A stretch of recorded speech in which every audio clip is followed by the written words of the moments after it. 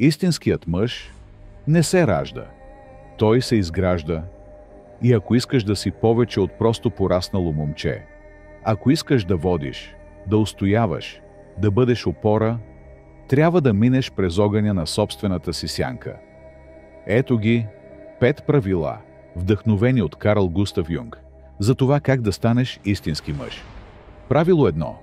Познай сянката си. Юнг казва: онзи, който гледа навън, сънува. Онзи, който гледа навътре, се пробужда. Всеки мъж носи в себе си сянката. Части от себе си, които отрича, потиска. Или се страхува от тях. Гневът ти, завистта ти, агресията, страховете. Ако не ги познаеш, те ще управляват живота ти. Погледни ги в очите и ги опознай. Правило 2. Не бягай от болката. Тя е учител. Болката не е слабост. Тя е въведение. Всеки велик мъж е минал през нея. Самота, провал, загуба.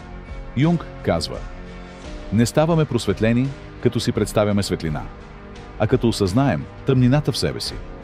Не бягай от болката, влез в нея и излез посилен. Правило 3. Стани цар в собственото си царство. Никой не идва да те спаси. Юнг говори за архетипа на царя, мъжът, който създава ред от хаоса. Подреди къщата си, изпълнявай думата си, бъди стабилен. Мъжът не командва другите, той управлява себе си и чрез това влияе на света. Правило 4. Интегрирай женското в себе си, без да губиш мъжкото. Юнг нарича женски аспект в мъжа анима. Без връзка с нея ставаш студен, кухня, изолиран. Но ако се изгубиш в нея, губиш силата си. Истинският мъж умее да обича, да изразява, да съчувства, но е и твърд, центриран, ясен.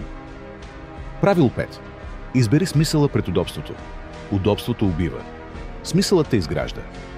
Юнг пише: най-голямата трагедия е, когато човек живее живот, който не е неговият.